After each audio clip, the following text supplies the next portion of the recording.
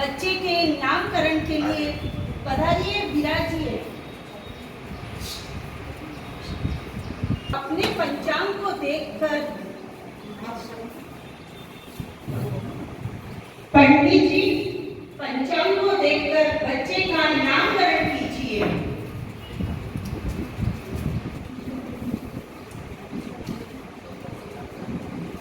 के अनुसार 5 नाम आए हैं, उसमें से श्रेष्ठ नाम है अम्बा। पंडित जी, मुझे उस समय बच्चे के जन्म के पूर्व ही स्वप्न आया था और उसमें मुझे देवी माँ ने दर्शन दिए थे। तभी मैंने सोच लिया था अगर मेरा पुत्र होगा तो मैं उसका नाम अम्बा रखूंगी, क्योंकि यह देवी माँ अम्बा का नाम है। सूरजमल जी, आप बहुत सौभाग्यशाली हैं और उसके बाप तो पालने में ही नजर आ जाते हैं और आपका यह बालक तो आगे जाकर विश्व में पूजनीय बनेगा। चारों तरफ इसके जयनाद गूंजेंगे और आपका नाम यश और सौभाग्य फैलाएगा। पंडित जी, तब तो क्या मेरा अम्बा राजा बनेगा? भाई जी, राजा बनेगा या महाराजा ये तो समय ही बताएगा। पंडित जी, बालक के नामकरण और पंचांग को देखकर आप मुझे कुछ लिख कर दीजिएगा।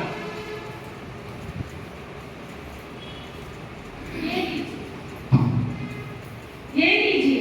जब तक बालक 15 वर्ष का न हो जाए तब तक आप इसे नहीं खोलें। जी पंडित जी। प्रणाम पंडित जी। समय बीतता गया और बीतते समय के साथ एक दिन सूरजमल जी ने पत्र खोलकर देखा कि पंडित जी ने क्या लिखा है। महात्मा, मेरा सूरज महात्मा बनेगा। बीतते समय के साथ सूरजमल जी दूसरा विवाह कर लेते हैं। तब वालीबाई अम्बा को लेकर उनके पीहर नागेश्वर आ जाती है। जब अम्बा 9 वर्ष का था तब उनकी मां की मृत्यु हो जाती है। उधर पड़ावली निवासी श्रेष्ठीवर्य अम्बालाल जी औरड़िया के विवाह को अनेक वर्ष व्यतीत हो जाने के बावजूद भी उनकी कोई संतान नहीं थी। इस विषय में दोनों क्या चर्चा करते हैं, आइए सुनते हैं। पार्टी में संतान का सुख नहीं लिखा है। क्यों न परिजनों के किसी बच्चे को हम गोद ले लेवे, मैं उसे अपने संतान की तरह ही प्यार करूंगी। मगर मुझे लगता है अपने परिजनों में से कोई भी अपनी संतान देने को तैयार नहीं होगा। क्यों न हम नागेश्वर जाके तुम्हारे घर वालों से इस बारे में बात करें। उधर नागेश्वर में अम्बा अपने दोस्तों के साथ खेल रहा था। औरड़िया जी की नजर अम्बा पर पड़ती है और उसके बारे में पूछताछ करके वो क्या कहते हैं, सुनते हैं। सुनो, मेरी नजर में ये बालक भाग गया है। क्यों ना हम इसे बोल दें, लेकिन मैंने पता किया है ये ब्राह्मण कुल का है। इसे हम गोद कैसे दे सकते हैं? हम एक बार इसके ननिहाल वालों से पूछ कर देख लेते हैं। अगर वो हाँ कर दे तो हम इसे गोद दे सकते हैं। ननिहाल वालों से पूछने पर उनके प्रस्ताव को स्वीकार किया गया और औरड़िया जी अम्बा को लेकर पड़ावली आ जाते हैं। अम्बा सेठ जी के घर उनके घरेलू कामकाज के साथ साथ पशुओं को जंगल में चराने का काम भी करता है। एक दिन एक जाति भाई ने अपने ग्वाले और पशुओं को भी अपने साथ ले जाने को कहा। ऐसा करते करते कई दिन निकल गए। एक दिन औरड़िया जी ने अपने पशु के अलावा अन्य पशुओं को भी साथ देखा तो वे अम्बा को क्या कहते हैं, आइए सुनते हैं। तू नमक तो मेरे घर का खाता है और काम दूसरों के घर का करता है, ये मुझे पसंद नहीं। अब जब भी तू टोला लेके निकलेगा तो अपने ही पशुओं को लेके आ जाएगा, बाकी अन्यथा कहीं नहीं। पिताजी, क्या फर्क पड़ता है? उनका ग्वाला अलग है, अगर हम साथ रहे तो क्या फर्क पड़ता है? इससे मेरा भी मन लग जाता है। मुझे लगता है तेरे मुंह में उन्होंने घी घोट भर दिया है, इसीलिए तो उनका पक्ष ले रहा है। ये मुझे पसंद नहीं। अगर इस घर में रहना है तो जैसा मैं चाहूंगा वैसा ही कर, वरना ठीक नहीं होगा। इतना कहकर औरड़िया जी उठकर चले जाते हैं, लेकिन अम्बा चिंतन करते हैं। आइए देखते हैं अम्बा की मनस्थिति कैसे बदलती है। ये दुनिया कितनी स्वार्थ से भरी पड़ी है। एक दिन वो था जब जी ओरडिया जी मुझे मेरे गांव से पुरस्कार कर बड़े प्यार से लेकर आए थे घर। आज मैंने थोड़ा सा दूसरों का क्या साथ दे दिया, ये तो मुझे ही डांटने लगे। सच में ये दुनिया पग पग पर स्वार्थ से ही भरी पड़ी है। छोटी आयु में माँ का स्वर्गवास। सेठ अम्बालाल जी के घर अम्बा के आने के बाद संतान के जन्म लेने से अम्बा के प्रति उनके स्नेह और व्यवहार में आए परिवर्तन को देखकर अम्बा का मन संसार से उजड़ रहा था। इसी समय पड़ावली में गुरुदेव श्री ताराचंद जी महाराज का पदार्पण हुआ। आप उनके संपर्क में आए। उनके श्रीमुख से प्रभु पुरोहित की कथा के माध्यम से उनके बच्चों को उनकी दीक्षा का वर्णन सुनकर आपने निश्चय किया कि मैं भी जैन साधु बनूंगा। एक बार पैर में अचानक चोट लगने पर चिंतन चला और वैराग्य उत्पन्न हुआ। वैराग्य की फलश्रुति हुई पड़ावली में विराजित सातवें रत्न महासती श्री धूल कुंवर जी महाराज साहब के सन्मुख। आइए देखते हैं किस तरह अम्बा महासती जी से निवेदन करते हैं।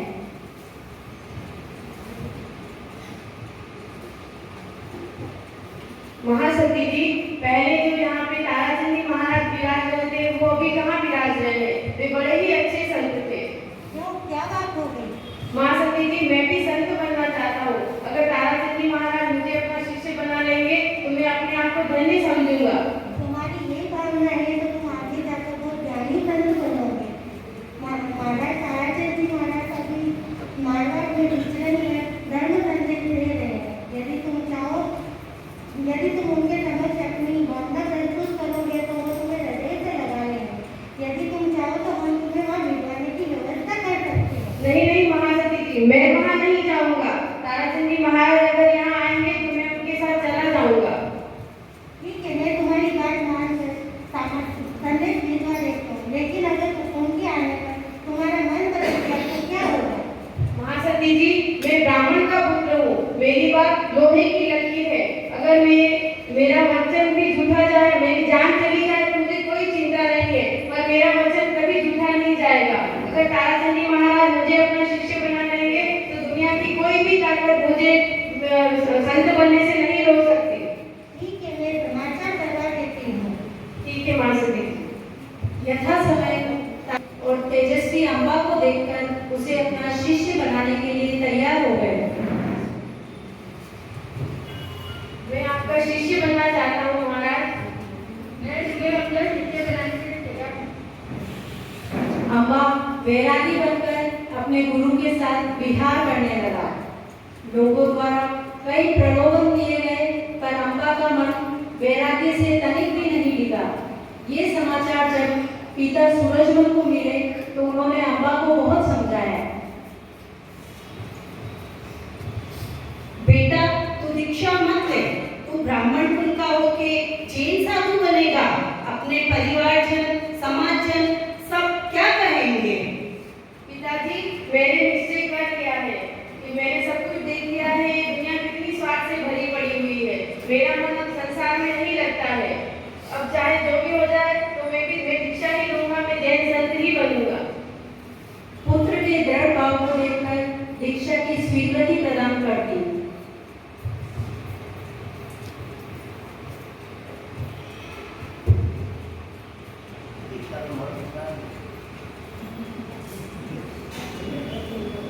पंचम काल में जो इंसान साधु बने वो महान है।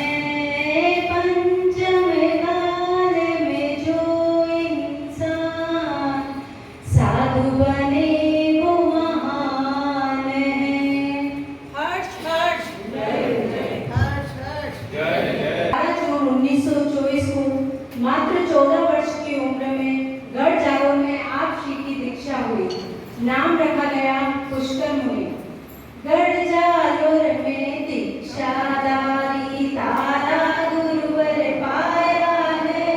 शिक्षा सेवा ध्यान साधना संयम धन चमकाया है। लेखक वक्ता कवि महान बांटा घर घर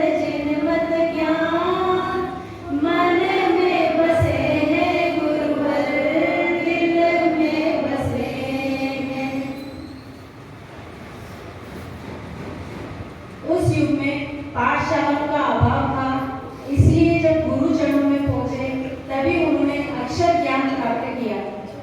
प्रतिभा की तेजस्विता से 12 महीनों में 4 कक्षाओं का अध्ययन कर लिया। लौकिक अध्ययन के साथ साथ प्रतिगमन, 25 बोल, नव तत्व, लघु गणक, 10वें काल के 4 अध्ययन, नवी प्रवचा, इतना धार्मिक ज्ञान आपको कंठस्थ था। आप संस्कृत, प्राकृत, अपभ्रंश, हिंदी, गुजराती, मराठी, उर्दू, फारसी आदि भाषाओं में धारा प्रवाह प्रवचन देते थे। नववार मंत्र का जाप किया करते थे। खम्मा खम्मा खम्मा माना पुष्कर गुरु राज ने, खम्मा खम्मा खम्मा मारा पुष्कर गुरु राज ने, धर्म रोम धर्म बतायो जियो मारा पुष्कर गुरु राज ने। नमो अरिहंतां, नमो सिद्धां, नमो आयर्यां, नमो उग्रध्यायां, नमो लोहे सपुतावनं, एसो कंठ नमोकारो सब पाप प्रणाशनो, मंगलांच सर्वसिं परमं हवै मंगलम। गुरु महाराज आपकी आज्ञा से चकारी मंगलम, अरिहंता मंगलम, सिद्धा मंगलम, साहु मंगलम, केवली कनंतो धनो मंगलम, चकारी लोकोत्तमा, अरिहंता लोकोत्तमा, सिद्धा लोकोत्तमा, साहु लोकोत्तमा, केवली कनंतो धनो लोकोत्तमा, चकारी शरणं प्रवधामि, अरिहंते शरणं प्रवधामि, सिद्धे शरणं प्रवधामि, साहु शरणं प्रवधामि, केवली कनंतो धनो शरणं प्रवधामि, अरिहंतों का शरण, सिद्धों का शरण, साधु जी का शरण, केवली प्रभु की दया धन का शरण। ये 4 शरण दुख हरण जगत में, मोलन शरणा कोई होगा, जो भव्य प्राणी करे आराधन, उसे अजर अमर पद होगा, उसे सदाई मंगल होगा। समय बीता, बीतते समय के साथ आप श्रमण संघ के आधार स्तंभ बन गए। 1976 में आपको आचार्य सम्राट श्री आनंद ऋषि जी महाराज द्वारा उपाध्याय पद प्रदान किया गया। हर्ष हर्ष जय जय, हर्ष हर्ष जय जय। 1984 में ज्ञानी जैल सिंह जी ने दिल्ली में आपको विश्व संत की उपाधि प्रदान की। अनेक राज्यों में विचरण करते हुए श्रमण संघ की नींव मजबूत की।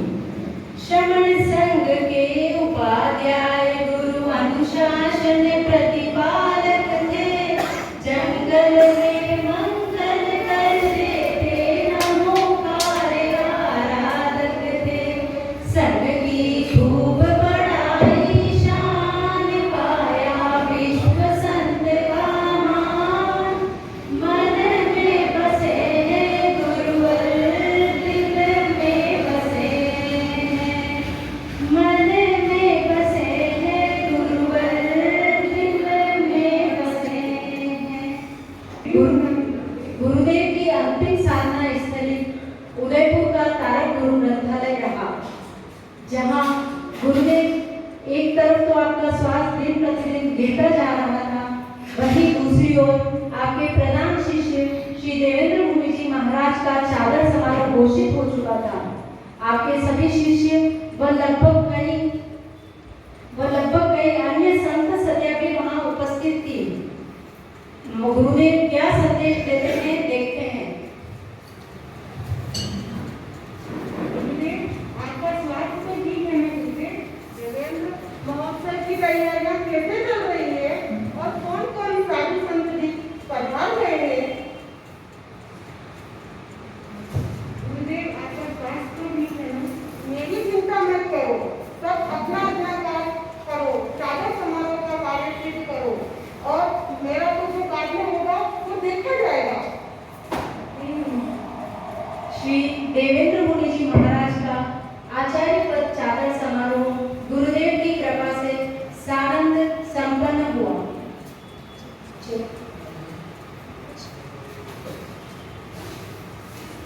हर्ष हर्ष हर्ष हर्ष।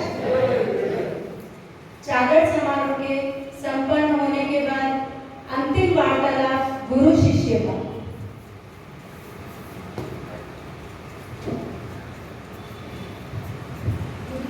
आरती के बाद से चादर समारोह सामन संपन्न हुआ। मैंने अनेक साधु संत और श्रावक बालिका को सुविधा संसारा कराया है। अब मेरे जीवन का अंशुया समीप दिख रहा है। सभी श्रावक साधु संत उन सबको कह दो और मुझे भी संसारा ग्रहण करा दो, चौबिहार संसारा ग्रहण करा दो। चौबिहार संसारे के पचतान पाणी दूसरा